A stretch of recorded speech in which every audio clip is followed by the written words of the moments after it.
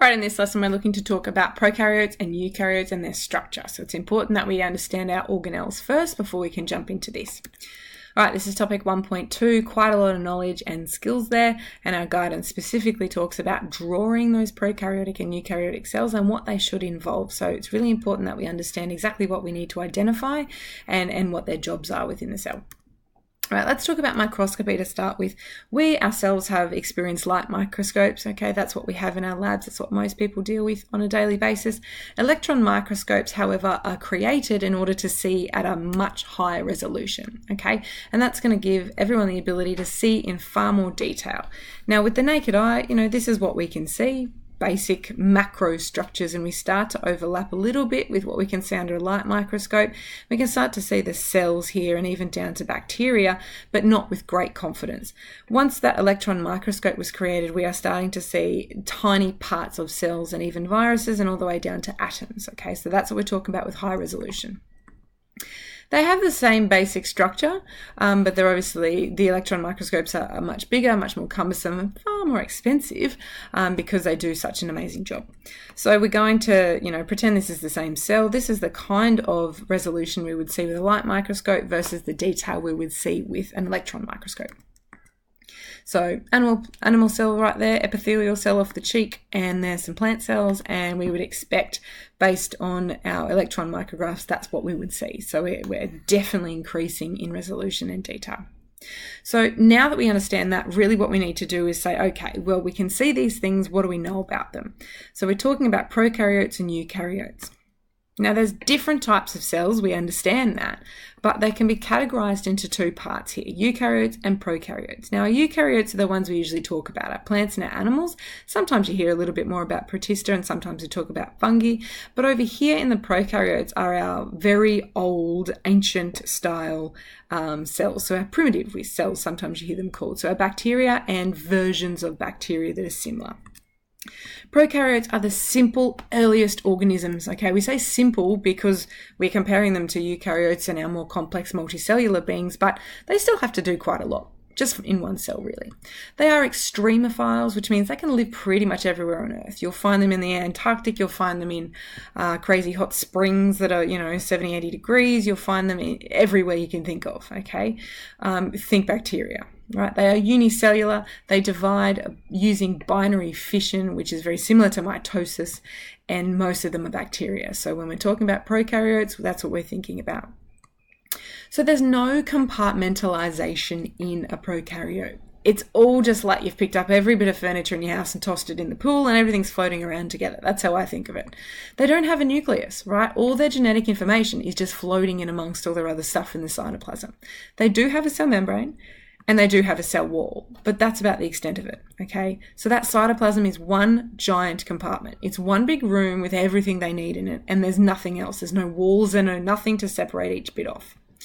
So here's a nice, simple electron micrograph picture of it. You can see that there are organelles in there, but they're very hard to distinguish, okay? They are ribosomes in there. They do need to make proteins. And the ribosomes that are in prokaryotes are much smaller. They're called 70S, and that's smaller, so Svedberg units, don't worry about that. It's 70S ribosomes. They're smaller than those in eukaryotes that are 80S.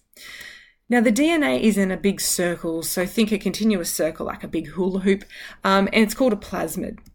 Now, because there's no nucleus, there's no nuclear area, they kind of just clump together, and it's called the nucleoid, so like a version of the nucleus. And they're the lighter staining areas that you usually see in these pictures.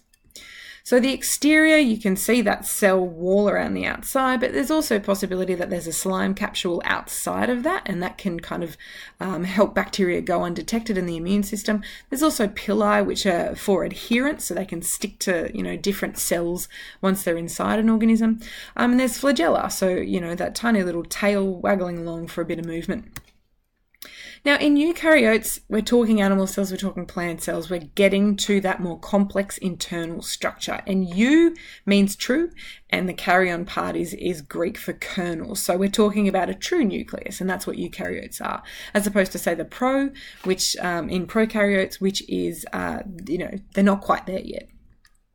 So they do have membrane-bound organelles and they have 80S ribosomes. And I like to think of these ones like going to IKEA. You can get so organized, you can compartmentalize off every drawer you've got so that not everything has to touch. If you're one of those people who likes to separate all their food on the plate, it's like one of those plates you get little kids that have all the little compartments in it.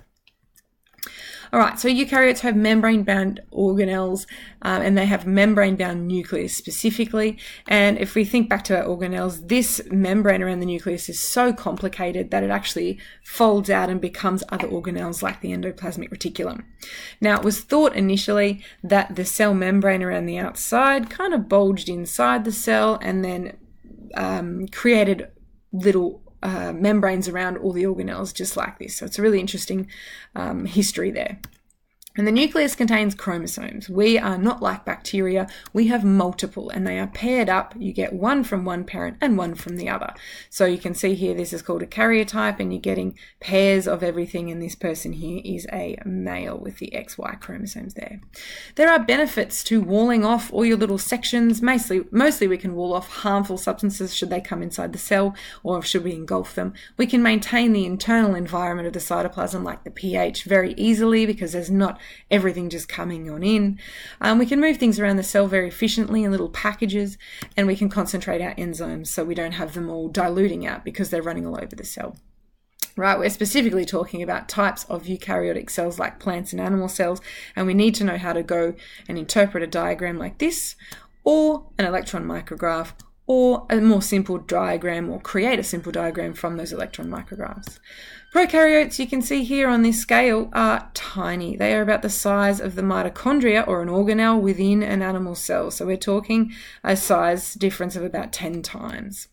This is an incredibly helpful slide from the BioNinja site, and it's talking about Dora the Explorer, right? DNA, organelles, reproduction, and average size. Should you be needing to compare prokaryotes and eukaryotes? So looking across at our topic 1.2, there's a lot in the way of knowledge, but definitely skills and guidance there. So it's important that we take on board all these ideas and apply them to drawing our diagrams.